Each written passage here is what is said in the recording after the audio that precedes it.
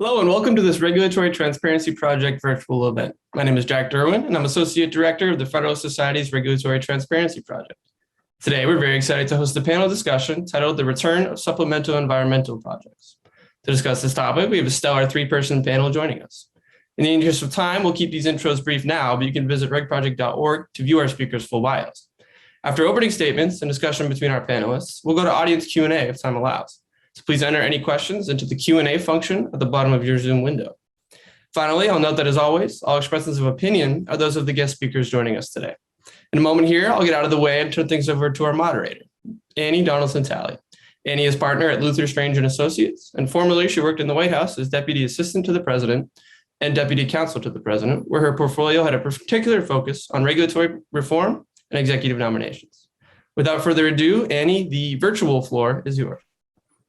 Thank you so much for that kind introduction, and thank you all for joining us today for the webinar.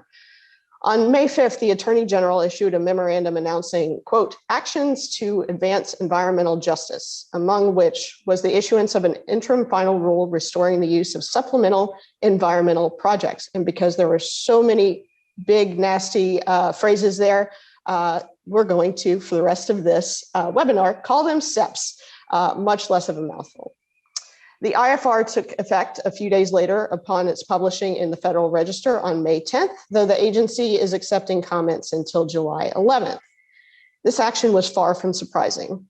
As Attorney General Garland had noted, the DOJ and EPA had employed SEPs in environmental enforcement actions, quote, for decades before 2017. 2017 being when Attorney General Sessions issued his own memo, later adopted into the Justice Manual and DOJ regulations, which prohibited the use of third-party payments aside from certain specific exceptions. The Biden administration had marked the third-party payments regulations enacted under Trump as priority for removal during the transition. One law firm in its client alert regarding the revival of the policy called SEPs, quote, an old friend to those subject to environmental enforcement actions. Others decry the prospect of the return of SEPs, which leads us to today's webinar. We are joined today by two distinguished former DOJ attorneys, among their many other qualifications and accolades. Michael Buschbacher is counsel at Boyd & Gray & Associates, where he focuses on litigating complex and novel issues of environmental, administrative, and constitutional law. Again, big mouthfuls. Before joining the firm, Michael served as counsel to the Assistant Attorney General in the Environment and Natural Resources Division of the Department of Justice, where he worked on policy memos, among other things, about the legality of SEPs and the Trump administration's regulation prohibiting SEPs.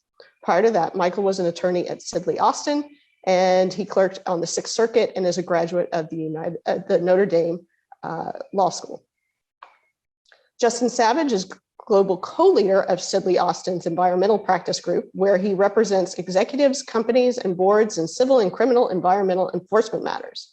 It was not his law firm that called SEPs an old friend. Although maybe he has, I don't know. He will be sharing his perspective from working with both industry clients and from his service for nearly a decade in the environmental enforcement section of the U.S. Department of Justice. Gentlemen, thank you both for being with us today.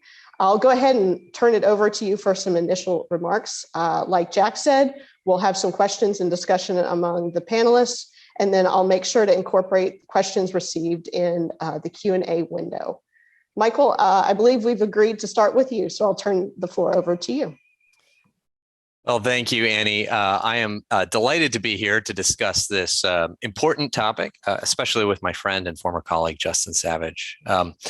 I want to advance what may sound like a bold thesis, and that is that SEPs are a lawless outrage and that the return is inconsistent with the rule of law, undermines the integrity of the Department of Justice and EPA, and creates bad incentives. I also think they're bad environmental policy. These are our serious charges, and they demand some serious evidence to back them up. So let me start with the definition. SEPs arise in enforcement settlements where prosecutors or civil enforcement attorneys agree to reduce the penalties that are owed by a defendant to be paid to the U.S. Treasury in exchange for that defendant voluntarily agreeing to pay a proportional sum to fund an environmental project that prosecutors like, but that Congress has not authorized. SEPs are by definition not a form of relief that any court can enter if the case is litigated to judgment. And that's an important distinction that separates SEPs from things like restitution and mitigation, which are a form of equitable relief that courts can grant. The First Circuit has a good representative definition that makes the distinction clear. Mitigation, the First Circuit said, is authorized only, quote, insofar as the court is remedying the harm caused by the defendant's past violations, close quote. SEPs go further, though they do have to have some nexus, or as the Attorney General's new memo said, a strong connection with the underlying violation. So what SEPs are at bottom is a penalty that is redirected away from the Treasury into private hands, or in some cases into the hands of state and local governments, and subject to certain conditions on the use of that money that the prosecutors find acceptable. This is, I think, not that different from a store cashier offering to sell a product at a lower price than what the owner authorized if the customer agrees to give some of that purchase price to the cashier's buddy to do some good deed.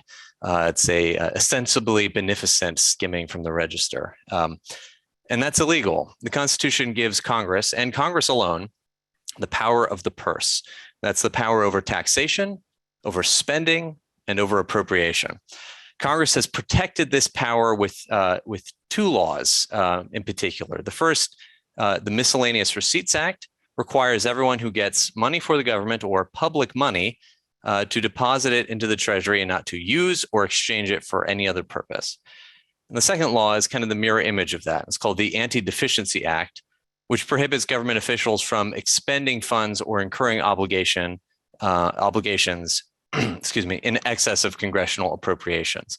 So the violations of these laws carry pretty significant penalties. If you're a government official, you can be removed from office. And if you violate the Anti-Deficiency Act willfully, you can even be subject to federal felony liability. The illegality of SEPs is easy to see, I think, if you ask simply, what kind of money are we talking about? Even according to SEPs defenders, the money needs to serve a public purpose, not a private purpose. And I think that proves pretty clearly that we're talking about public money. And if it's public money, the very text of the statute, the Miscellaneous Receipts Act, says that you can't spend it on anything else. It's got to go to the US Treasury. There's a 1980 OLC DOJ memo that explains it, I think, quite eloquently, where it says, quote, money available to the United States and directed to another recipient is constructively received. Thus, the fact that no cash actually touches the palm of a federal official is irrelevant if a federal agency could have accepted possession and retains discretion to direct the use of the money. So in addition to the plain terms of these two laws, I'd also point you to the fact that Congress has authorized SEPs in one narrow circumstance, and that's in 42 USC section 16138, which is a part of the Clean Air Act, a fairly recent edition. And it provides, quote, that the administrator of the Environmental Protection Agency may accept, notwithstanding sections 3302 and 1301 of Title 31, diesel emission reduction supplemental environmental projects under certain conditions. Now, what do you think sections 3302 and 1301 of Title 31 are? They are, respectively, the Miscellaneous Receipts Act and the Anti-Deficiency Act. So the clear implication of this statutory text is that without congressional authorizations, SEPs do violate the Miscellaneous Receipts Act and Anti-Deficiency Act. And if you think that SEPs are okay without congressional authorization, then that whole statute is completely meaningless. It's an ink blot signifying nothing. That's not how I think we should approach congressional statutes. Perhaps unsurprisingly, the Attorney General's memo bringing back SEPs and the IFR announcement don't deal with these arguments. In fact, they outsourced the legal argument to a secret memo that, as far as I know, has never been published, but is with OLC. I think I actually filed a FOIA request for that memo and never got a response, and I haven't gotten around to suing. Maybe I will someday. So I think that we can expect much better from Justin, and I suspect we're going to see something like the following 3 points. And the first is that there are two cases from the 1990s that held that money for a SEP, in those cases, SEPs that arose in private citizen enforcement suits, that money was not subject to the Miscellaneous Receipts Act, so long as the defendant hadn't admitted to wrongdoing. The second is that it's been said that the Office of Legal Counsel, after that 1980 opinion, actually blessed SEPs so long as there's a significant nexus and to the underlying wrongdoing, and that there's not post-settlement control. And I think the third point that I've heard folks make in defense of SEPs is that they have to go into consent decrees that get judicial review and even public comment. So I'll take these 3 points in order. The first, the cases are Powell Dufferin Terminals, Inc., Third Circuit case from 1990, and Sierra Club versus Electronic Controls Design. I just think those cases are wrong, and I've never seen anyone defend them on their merits. I just think they're bad, which is not an unknown phenomenon, even in the courts of appeals. So instead of asking whether the money was public money, which is what the text of the Miscellaneous Receipts Act says, those cases ask whether the money is a penalty. I mean, it's just the wrong question, so it doesn't really matter what the answer is because it's not relevant to the text of the statute. And in any event, there's no question, certainly in light of more recent Supreme Court opinions, that SEPs are a form of penalty. I'd point you for this to the Supreme Court's recent opinion in a case called Kokesh versus SEC, a decision by Justice Sotomayor. And the case there was about whether an order of disgorgement of ill-gotten money was a penalty. And the court held that, in fact, it was. While disgorgement served some remedial purpose, it is primarily designed to, quote, redress a wrong to the public rather than a wrong to the individual, close quote. And disgorgement, the court continued, serves to punish the wrongdoer and deter future violations. I think the same thing goes for SEPs. In fact, the Interim Final Rule explicitly says that SEPs should serve the purposes of punishing and deterring unlawful conduct. If it's doing that in significant part, it means it's a penalty. So what about the OLC opinion? Two problems with it. The first is it's actually not a case about SEPs. It arose from a rather different situation, a strange intra-national dispute about the importation of softwood lumber products from Canada. And the question to OLC was whether import duties that had been collected but that couldn't be accepted by the government could, in the settlement, be transferred to some private party to perform meritorious initiatives. The question was like, what are we going to do with this pot of money if the government can't accept it? Well, that's not a SEP, right? And with SEPs, the government absolutely can accept the money in the form of a civil penalty. And in fact, the longstanding policy of SEPs is that it is a form of exchange of civil penalty money for SEP money. Second, more fundamentally, I mean, why should we care? Why should an OLC opinion settle the matter? It's certainly persuasive authority, but remember, the OLC office exists to defend the prerogatives of the executive branch, and like all OLC opinions, it's subject to change. I think it's rather simple-minded to say, well, if OLC said it's okay, that settles it. The persuasiveness, I think, has to rest on the quality of the legal reasoning. And as I explained, I think the fact that it's public money clearly brings SEP projects within the scope of the Miscellaneous Receipts Act. Finally, what about judicial oversight? Judicial reviews historically been very minimal, and that's pretty easy to see why. Courts want to see cases go away. They're busy. They have very little incentive to review complicated consent decrees, absent very serious problems. And even when there are serious problems, it's amazing what kind of things many judges have been willing to approve. Probably the worst example that I'm aware of is from the VW diesel defeat device case. There, VW funded a program for recharging, electric vehicle recharging infrastructure that the Obama administration had repeatedly and unsuccessfully asked Congress for. And despite this, the district court rubber stamped the SEP and ignored objections saying that this was a problem. District courts, after all, rely on adversarial presentations, and they're not going to get that when you're talking about a consent decree, which by definition is agreed upon by the parties. And courts are also not particularly well qualified to do their own sort of ex parte investigations, especially when you're talking about something big and complicated like a major consent decree. I do think it's only a matter of time, however, before judges do take a closer look. The 10th Circuit has a nice explanation of this in an opinion from 2004 by then Judge Michael McConnell, who's now a professor at Stanford. He wrote, quote, for a majority, wrote, quote, a settlement agreement or consent decree designed to enforce statutory directives is not merely a private contract. It implicates the courts, and it is the statute and only incidentally the parties to which the courts owe their allegiance. The primary function of a settlement agreement or consent decree like that of a litigated judgment is to enforce the congressional will as reflected in the statute. So I think sometimes the response to all this is something like, well, it's kind of a mountain out of a molehill, isn't it? SEPs are a win-win policy-wise. They help facilitate settlements. They benefit the environment. Even businesses and other defendants love them. Basically, who cares about technical legality? They're good policy. Everyone likes them and no one's being harmed. I find those arguments unpersuasive. I mean, for one thing, that's a pretty cheap price to put on the rule of law and democratic accountability. If SEPs are so wonderful and so popular, why can't you just get approval from Congress? Also, why in the world do we think it's a good thing that polluters and lawbreakers like SEPs? I mean, that's the reason in my mind to be skeptical. The reason defendants like SEPs is obvious, because they can exchange penalties and the ignominy and shame that comes with that for projects that give them good PR. An aspect of sort of corporate decision-making that's been aptly described as greenwashing.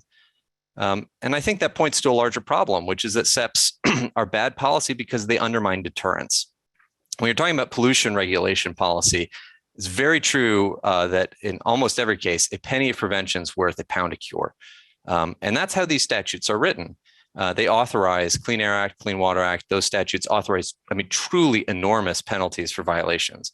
I think the reason they do that is because the best way to improve environmental quality is to prevent pollution in the first place.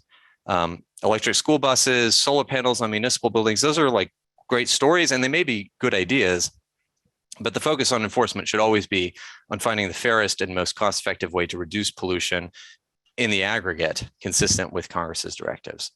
And the programs that have worked best have taken this approach. I mean, think about the acid rain program from the 1990 amendments to the Clean Air Act. When was the last time that you heard about acid rain?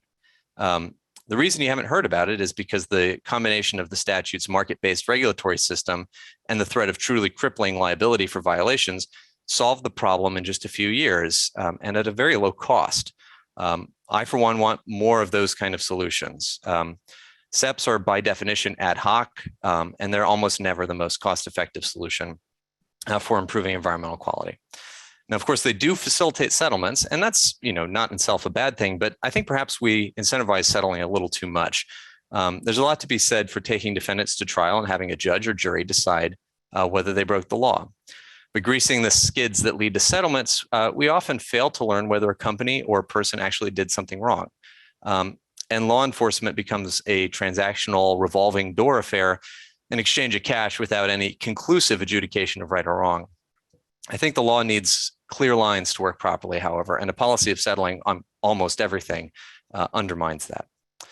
And last, but definitely not least, there's the perverse incentives towards corruption. Under the Obama administration, for example, DOJ entered into hundreds of settlements with SEPs and SEP-like agreements, diverting funds from the Treasury to very progressive organizations that were the administration's friends and supporters. I mean, Sierra Club, National Community Reinvestment Coalition, the National Council of La Raza, and political leadership under Obama was explicit about making sure that the money didn't go to conservative groups.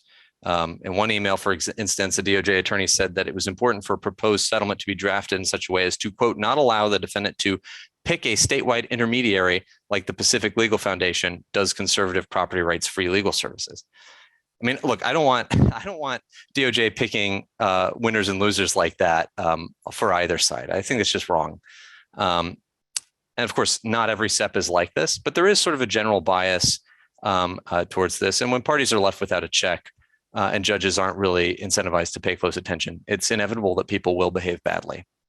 And that's a process that is abused, subject to abuse, and I think doesn't qualify as a win-win. And even with less overtly partisan stuff, I mean, there's just the fact that the kind of things that career and political leaders at EPA or at companies want to do are not necessarily reflective of what the general U.S. population, as represented in Congress, would want. I think there's a delta between that, and I think that's important if we're going to live in a representative democracy.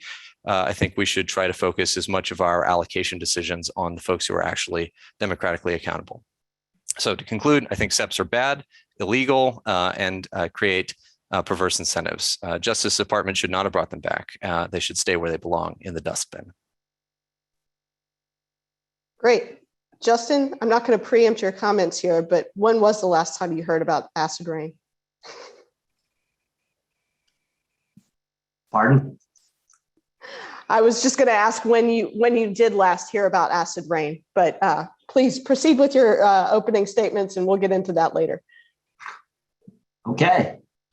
Well, Michael, tell us how you really feel. Look, I understand that it's popular now to have law as theater and politics as theater. I am old and boring, so I'm going to stick with the law. I think Michael is referring to really three sets of restraints on the government's ability to use money on SEPs: the Appropriations Clause of the U.S. Constitution, the Anti-Deficiency Act, and the Miscellaneous Receipts Act. I think for 40 years, 50 years, the U.S. Environmental Protection Agency, the U.S. Department of Justice were able to interpret and make that work. And in the context of citizen suits, where this issue has not just come up in the two cases that Michael mentioned, the Powell Buffrin case and the Sierra Club versus Electric Controls Design case from the Ninth Circuit, the courts rejected challenges to SEPs. And Michael says those are wrong. Those are two circuit level decisions. There's also at least 3 district court judges that have looked at this and said, this makes sense. This should be allowed. I know Michael doesn't like the Office of Legal Counsel. I myself think it's dangerous for the Environment and Natural Resource Division, which has an important but limited role to opine on broader legal issues. I think reading the newspaper, you kind of see that as well. And this is a good example where folks came in and said, we have concerns. They really got rid of SEPs. And then if you look at the history of this, both the law I've laid out, and then look at this OLC opinion, which Michael calls strange, I would call it important. Unlike ENRD, which has a limited remit, OLC offers opinions that bind the executive branch. And in that case, the issue had to deal with, well, could the U.S. Trade Representative divert monies away toward other purposes in a soft lumber trade dispute? And the OLC said, yes, they could if there had not been a receipt of the money and the government did not oversee the disbursement of the money. That's been relied on internally in the government. I think that's been cited in the case law, and I think it makes sense. Now, this is not just the executive branch self-aggrandizing to take appropriations authority away from Congress or circumvent laws. I mean, there are also opinions from the GAO, the General Accounting Office, which oversees Congress's appropriations, and from the Congressional Research Service, saying that these types of payments, SEPs, can be appropriate, subject to the safeguards I just mentioned, and some of them that are mentioned in Attorney General Garland's memo. And I know that Michael also does not, besides these authorities, and these are quite robust, Michael is also not believing that judicial review in the context of a settlement provides sufficient safeguards. And to that, I would say there are many issues with our federal judiciary, but these are professionals. These are, for the most part, people at the top of our profession. They know what they're doing, and I think they deserve a presumption of good faith. And I've been involved in both sides of challenging settlements and defending them, and I have confidence in the federal judiciary, and they have looked at this. When this policy came out, there was some discussion, and Michael alluded to this, that perhaps it might be challenged, the reinstitutement of SEPs. And what's going on now is there's a memo that came out that revoked the prior provisions of the Justice Manual that prohibited SEPs, and there's an interim final rule that rescinded the regulatory prohibition on SEPs and requested comment. I think the chance of anyone having standing to challenge those actions as a generalized policy are zero. It's going to be difficult to trace an injury back that you'll be able to redress. Now, in the context of a particular settlement, I think, again, it's going to be very, very challenging for someone to come in and attack one of these for a couple of different reasons. One I've mentioned, which is standing. How are you injured if a project goes forward? And then the second, I know Michael does not like them and thinks they're judges or rubber stamps, but there are legal standards for review of consent decrees and settlements. It's reviewed for fairness, for compliance with law. Is it in the public interest? Does it further the objectives of the statute? So there is a process for that. It tends, yes, to defer to settlements, but as the good book said, blessed are the peacemakers. And judges do take it seriously. And there are occasions I've had, rarely, where judges have said, you need to go back and look at a settlement. So I think all of those protections really make these overwrought statements about cashiers stealing money, people, lawless outrages. It's just a parade of horribles that springs from Michael's mind and the minds of others who don't like this. And so my appeal is to this, to tradition. If you're concerned about abuses of SEPs, there are ways in the margins to increase oversight, to increase targeting of how these are used. It does not mean you throw out the baby with the bathwater. You know, to take an example Michael used, if it's a large settlement project that you do not like, then you could tweak the DOJ policy so that it can only be used up to a certain amount, or it could only be used for X or Y. The idea, and the last administration did, which was to prohibit them altogether, I think was not conservative. It was completely radical, based on concerns that some of the projects, the scale was too large, or ideologically, I think Michael mentioned it, is afraid they'd go to left-wing groups. There is institutional oversight in the Justice Department for decades. There's judicial oversight. And then there's the set of authorities at OLC, CRS, and GAO that have looked at these. So the idea that this is, I think, a cashier stealing money, this is corruption. I mean, frankly, I think it's insulting to the good women and men at the Justice Department and the judges who are professionals. And I've been involved in SEPs on both sides. I was never corrupt or giving money out to this person or that person or calling somebody to say, oh, you should do this. I'll give you an example. Let's get away from the academic discussion of our fears of SEPs. I'll give you a real world example of a SEP that I think I did the last SEP before they were prohibited. It was for a facility in Ohio that had allegations of air pollution. And this particular type of air pollutant can make paint peel. And so the SEP was to do a lead paint SEP, to take homes that had older pre-1978 paint and clean them up and take the lead paint out. I just got the final report for that. They did it in churches, in old people's homes, in elementary schools, in people's houses. That's not corruption. That's not harming the environment. That's not doing some esoteric thing that Michael's afraid of. That's helping the people who are in that community in a way that's appropriate instead of sending the money to the black hole of the Treasury. And I think if you look at this, there are other times in the last administration, like the wall, where they took a narrow interpretation of the appropriations clause and some of these other limitations. To me, maybe I'm an old-timey conservative and boring, but you need to have a neutral principle there. And I think the principles here have worked time and time again due to the case law that's out there and the institutional constraints that are both within the Justice Department and Congress. And is there a opportunity for abuse or waste? Of course, there always is. And that's not limited to government. That's anytime you have a large organization. But the way to address that is to put process checks in place. It's not to get rid of it altogether.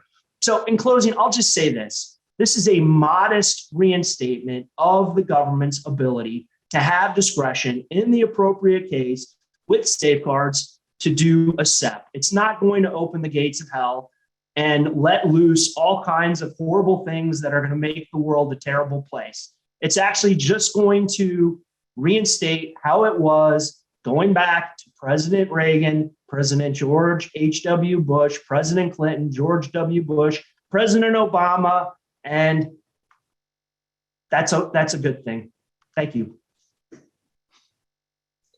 Great. Thank you for your opening remarks. I will let you all, if there's anything you want to bring up before I ask questions, I'll let you do that. Before I turn it back over to you, we've had some questions in the chat, but I will remind the folks out in the audience, Please, if you have any questions, go ahead and submit those through the chat function. I will read as many of these off as I can in the next half hour before we have to wind up. Do you all have anything that you want to, Michael, we'll give you a couple minutes if Sure. you want, and we will continue from there.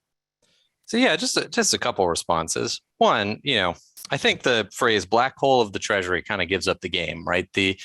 There is this like distrust that Congress can do its job in allocating money for things that we should allocate money towards, and that really we should trust unelected bureaucrats and companies to come up with something a lot better and wiser than Congress can. And that's, I mean, look, maybe, but that's not our system of government. And I think if we're talking about contempt, I think that of people who are serving the public interest, I think that's that takes a rather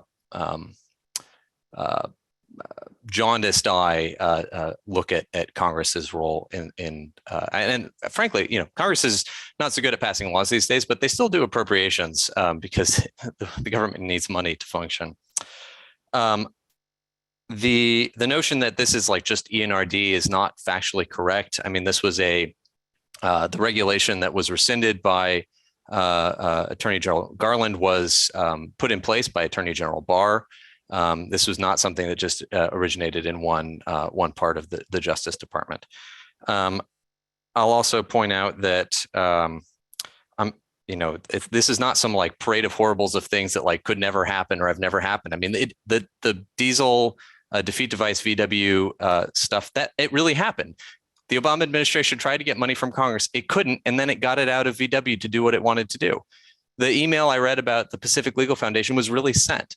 I mean, listen, I know many of the folks at ENRD and EPA, and they are wonderful, hardworking, earnest people who want to follow the law. I don't think that means that we can't discount things that have actually happened when we're thinking about this.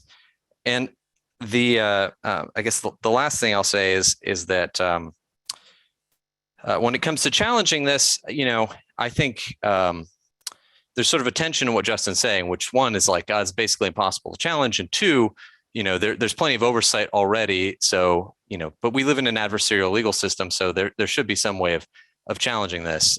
We can get into, thoughts about how that might happen later. But I will say also that, most judges are very hardworking professional folks in the federal judiciary, but there are many instances where judges have not lived up to that requirement. Shortly before I joined the Department of Justice, there were a handful of lawsuits brought, I think, in California by a citizen group where they were getting direct money payments as part of the settlement to the named plaintiff, basically damages. It's illegal, and it's not like just me saying it's legal. You could get any of my friends from Sierra Club or Earth Justice on here, and they'd say, yeah, you can't get damages in citizen suits. And the Department of Justice intervened and said, this is a problem. You can't do this. It should be done differently. And the judge still rubber stamped it. So the notion that this is just like, don't worry, everything's going to be fine without an adversarial process is, I just think, simple-minded and incorrect. Yeah, and may I respond briefly? I think the overwhelming weight of precedent supports the legality of SEPs. Michael may not like them. He may have a couple of examples he doesn't like out of the hundreds of SEPs done in the last 40 years.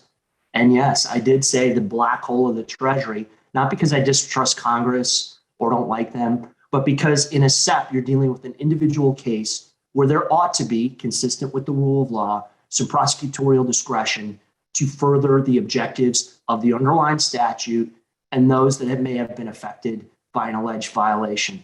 So not only do I think it's appropriate to have SEPs, but this is a unanimous view of companies. Maybe some sponsors of FedSoc who also believe it's better to help communities that may have been affected or that may be involved in a case. So, I mean, to me, this is an outrage in search of a problem. And I understand there have been a few things where people were upset, but that doesn't mean you get rid of the entire system. It means you could have some limits. And I think early on there were some limits. And it sort of boggles my mind, but I'm an old man now. I'm in my 50s. So my mind is constantly boggled. One final thing to think about is we're all presuming that third parties would carry out SEPs. There are defendants themselves, companies can do these projects. They could buy land or do other things.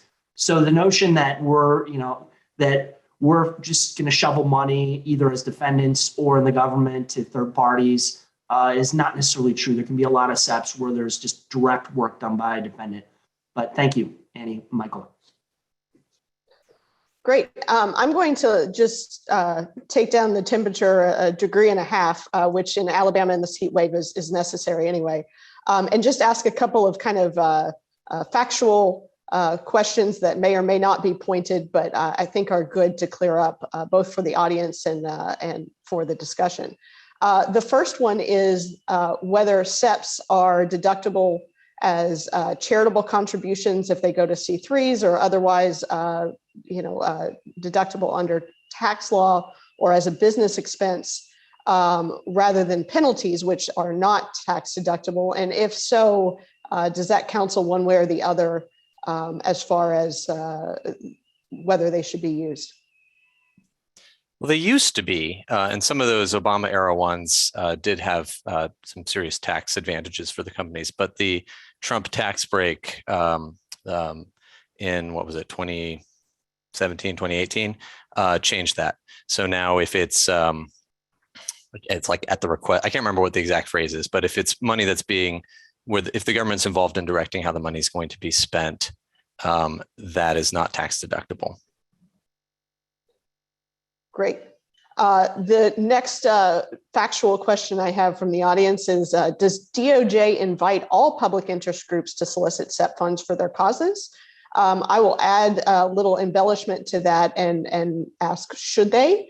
Or also to just discuss with you all how these SEPs come about. I know one of the biggest problems that people have with SEPs is they have some appearance of corruption every now and then, maybe not in Justin's case with the lead paint, but in other pretty famous examples.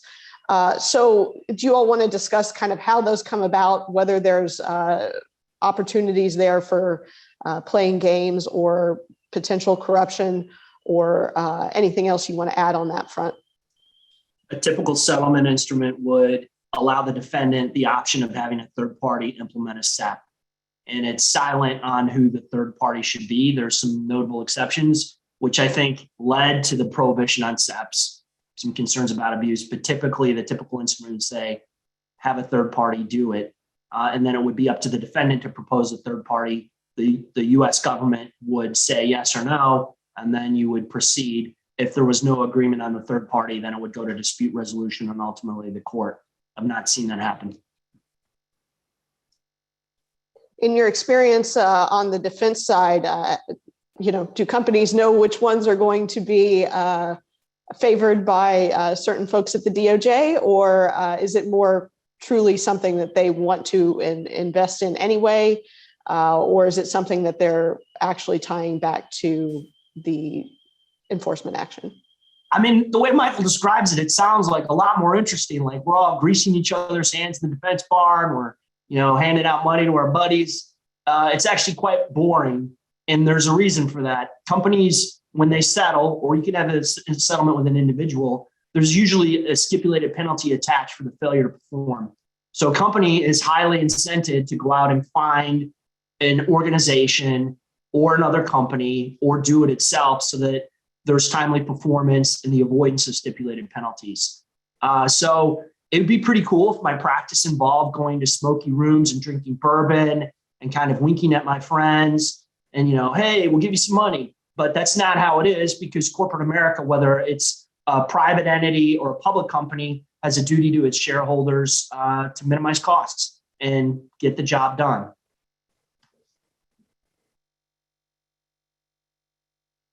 I was just giving Michael a second. One final kind of factual / baseline matter. Could or should the direction of these funds qualify as procurement under the FARs? I'll ask this in a separate way. Should the Volkswagen one have been procurement, given that Congress had been asked for the money? I mean, this is the kind of problem I think you run into with, it's this sort of like strange, uncanny valley between private and public action is where these things fall. And so it doesn't, it's neither fish nor fowl is sort of how the argument has to go. And I think you run in, I mean, I haven't thought about that particular question, so I don't have a strong view on it, but I think that's exactly the kind of Twilight Zone problem you get when you have this sort of kabuki dance of, I'm going to present this thing voluntarily that then DOJ can approve. And then if it's consistent with the policies of the administration, then we'll approve it.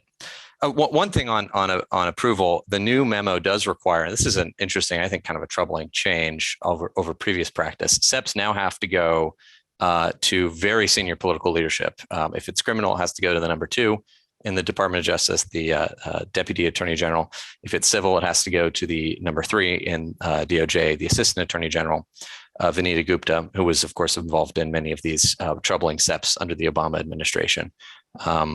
And so it's going to the folks who have already, in the case of the Assistant Attorney General, folks who have already been involved in some of these problems. And I think it means that whatever is proposed is going to be pitched to pass their approval. I mean, that's inevitable, I think. Yeah. So on the question of whether it's procurement, I mean, part of our practice is we do work on suspension and debarment and the federal acquisition regulations. It seems like it's an interesting question. It seems like it would be a stretch since under the SEP policy and your standard SEP terms in a consent decree, the defendant, typically a company, selects the third party or to perform. So it's much different than a contract. On the political approval, I'm glad Michael mentioned that. I actually have a completely opposite view of it, which is, I think, look, Michael, some other folks I see in the chat are really concerned about this. And look, I know they're acting in good faith and they're worried about it. I think it's overblown, but that's a whole other thing. But because of that, I think this administration on a lot of things has been incredibly timid. And so the way I looked at that wasn't, they're going to send it up to their political buddies to sort of direct the SEPs to some political favorite. I looked at it as they're going to do this pretty rarely, because if you've ever been at the Justice Department at the bottom of the rung, sending something up to the number 2 and the entire organization takes months. So I viewed it actually as this DOJ is pretty risk averse and they don't really want to do a lot of these. And so in some ways, this debate is moot, right? Like Michael and others like him, I see in the chat, had these concerns. I think from a discretion perspective, the department has now moved away to having more safeguards. And I'd say it's not a political love fest to send it up. It's basically a message to the line attorneys. You better have a really buttoned up SEP because it's got to go all the way to the top of the house.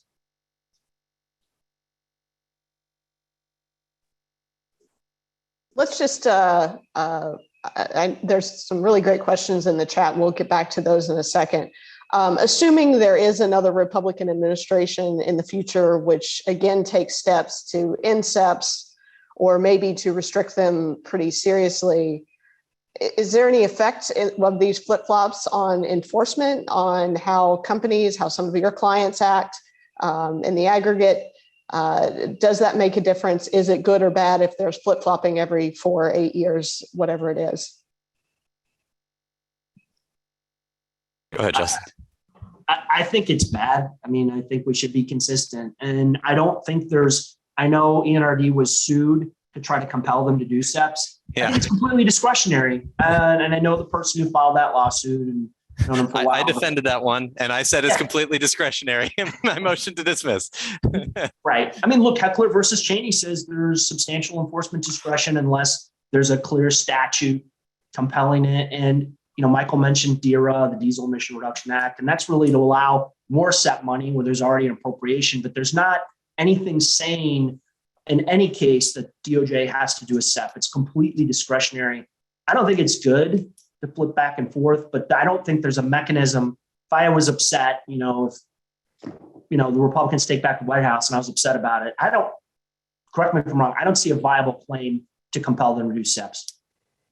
I mean, it obviously complicates the settlement process and delays things. When I was at DOJ, there was a kind of a grandfathering in process where things that were basically baked were allowed through. I kind of suspect that wouldn't happen again, just because I think the sort of people are on notice of the view of at least a lot of folks who would, assuming that the future Republican administration would be basically aligned on this to past ones. I do the diesel reduction stuff, Justin. It does get me to one question I've been wanting to ask you, which is what is that? What's the point of that law if you could do this anyway? The point of it is there are grants to buy cleaner diesel engines, and under EPA SEP policy, those would otherwise be disqualified as an eligible project. So the point of that, and if you look at the legislative history, and I've worked on some of these, is to allow those to continue. Interesting. I think you've already heard my view about the fact that it talks about the Miscellaneous Receipts Act and Anti-Deficiency Act in the text, but anyway.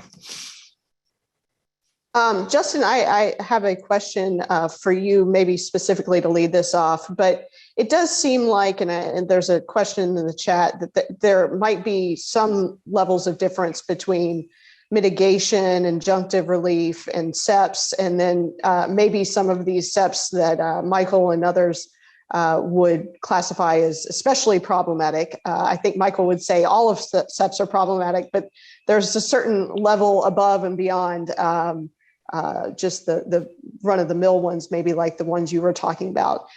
Would you recognize a potential difference between different types of these projects, mitigation funds, mitigation, I know there's some kind of mitigation slush funds, some people call them, versus kind of targeted mitigation. So do you want to talk about that, and if you've got any resolution to how to stop things that are quote unquote especially problematic? I mean, look, I think the idea behind mitigation is it's almost like restitution. So you have something go into the air, the water, the ground, and the defendant takes some action above and beyond law in an enforceable way to clean that up or make it better. So if you have, I think one of the first mitigation cases was a water discharge case where the defendant was discharging into the river sediment. So the court denied a motion to dismiss the government's request that there be some remediation of that sediment as mitigation. And it comes up more frequently in the Clean Air Act cases where the government says, well, your factory is violating the law. Don't just put emission controls on your factory, actually do some additional things to reduce emissions, whether that's retiring credits or doing some other things. So that's the idea there, is you actually have some emission reduction. Now, where it gets fuzzy is SEPs can do that, but it's much broader. So a good example would be, there's a lot of SEPs, I think, for solar projects or parks, and there is some tangible environmental or public health benefit, but it's not necessarily taking out some type of pollutant from the environment in a measurable way. But I think your question really gets at, and we kind of talked about this before the panel, there is some fuzziness behind this, and I think it's something that people have struggled with, but SEPs are much, I think, broader. That's my view. I just think the fuzziness is kind of inherent in equity, right? Equity is about getting complete relief where you can't have a clear rule in advance about how to do it. And so that's just kind of baked into how equity works. I'm actually a little skeptical of the scope of mitigation, in particular under the Clean Air Act and Clean Water Act, because the injunctive relief authorized by those laws is all forward looking. Sidley actually did back in the day, it's probably before your time, Justin, but it's a case in Indiana, Synergy, I think, where there's a really great argument that I wasn't on it, so I'm not claiming any credit, but a great argument that Sidley made about the limitations on mitigation being essentially to ensure compliance under the Clean Water Act. And I think the same argument would obtain in the Clean Air Act context. And there are specific statutes that have like real processes for how to do remedial work, like natural resource damages claims under Clean Water Act or CERCLA, and So yeah, it's a different topic. It's an interesting one. I'd love to get into it sometime, but I think the fuzziness, to answer the question, I think the fuzziness is just kind of inherent in equity. Yeah, I agree with that. And I'm familiar with the Synergy case. Sidley were defense lawyers. That was my case. So. Oh, nice. I didn't know you were on that. That's a great case. Yeah, your brief is awesome. It's a very good brief. I wish I could take credit. It was Tom Benson. Nice.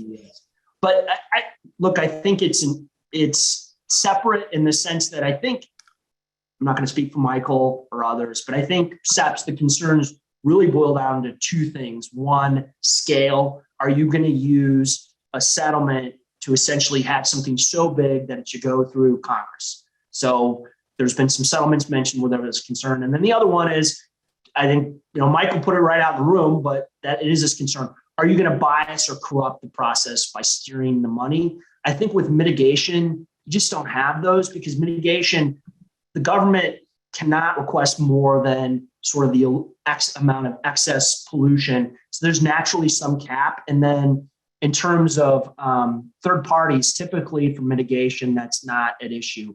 So it's a really interesting equity question. And there's some recent Supreme Court case law on the authority of the FTC and other agencies to obtain injunctive relief. But to me, it is wholly apart in terms of the concerns, which I think are animating the series of debates we've had. Great. We've got time for a couple more quick questions. I'm going to kind of fuse a couple of audience questions together to try to get as much addressed as possible. There's a couple of questions about recourse. Assuming SEPs are indeed a problem under the law, what is the recourse? Again, we're just assuming for the sake of argument, if there's no standing, the parties in the settlement process are not adversarial. Is there a recourse for challenging or otherwise stopping it if it were to be found a problem? Well, the statute has some remedies built in, like the Miscellaneous Receipts Act and Anti-Deficiency Act have remedies built in, which is, removal from office. There might be some other things. And then, like I said, with the ADA, there's even felony criminal liability, though that's cabined only to willful violations. So you have to know you're going to break the law and do it anyway. I'm not entirely sure that no one has standing to challenge these in particular cases, especially. I mean, if you think about it's very common for environmental groups to intervene in government enforcement action and say, it happens less nowadays, happened a lot more, 15, 20 years ago, and say, hey, look, the settlement doesn't go far enough. It doesn't do this. It doesn't do that. I don't see why the shoe couldn't be on the other foot. Yeah, I think it's going to be tough. Look, we can't hypothetically imagine every circumstance that could arise, but I think it's going to be difficult. There is, and Michael knows this since he worked for the AAG for NRD, there is a ENRD regulation that allows folks to comment. I think there's typically a 30-day public comment period on consent decrees. Most settlements with a SEP would fall into that bucket. So you can write a letter to ENRD expressing your concerns. There's opportunity, as Michael indicated, to intervene and challenge a settlement. I think the problem is going to be, if you don't like these ideologically, where are you injured? And is it just an inherent function of prosecutorial discretion? To me, it makes logical sense that this is just as you cannot sue to force someone to do a SEP. I think it's going to be difficult to bring a suit to halt a SEP in a particular case, or categorically for the executive branch. So in the Friends of the Earth versus Laidlaw case, which I think is wrongly decided, right? And I think I have my questions about citizen suit stuff, as Justin well knows. But in Laidlaw, the court said that the potential deterrence from penalties is sufficient to give enough remedial relief, at least potential remedial relief, to keep a case from becoming moot. So I think that principle probably suggests that there's that the desire for more penalties could be could meet the requirements of Article 3 when it comes to intervening. But I haven't thought it fully through by any means. I mean, to me, it seems more like general taxpayer standings. There's a lot. That's all citizen suits as far as I'm concerned. There's a judge in Detroit who disagrees, but I know. Let me ask one final question in the 4 minutes I see that we have left. I assumed for the sake of argument in one direction, and the last question I'll assume for the sake of argument in the other for this one. Assuming SEPs are here to stay or should be on the table, obviously a future administration can obviously take them off the table as prosecutors. But is there something that we should do to put limits on them to try to make sure they fall more into the lead paint category? I'll disclaim, I don't know the particulars. I'm just accepting Justin's characterization of them and probably most of our feelings about, oh, that sounds better than some. Are there some guide rails that maybe Congress or DOJ should enact a little bit more permanently on that front? Absolutely. And there's some in the 2015 EPA SEP policy. Garland's memo has some, but they're pretty vague. They seem to track the policy. I'm 100% in favor of that. I think whether you have a big company, a big government bureaucracy, anytime you gather people together like this, there is always the risk of abuse, corruption. It just is inherent in our nature, whether you're religious or not. If you read the Bible or other texts, the Torah, we literally haven't changed in thousands of years. So I'm 100% in favor. My only point is don't get rid of them altogether. They do a lot of good, whether it's, a daycare where kids are eating lead paint chips or some other place. There is some good in them.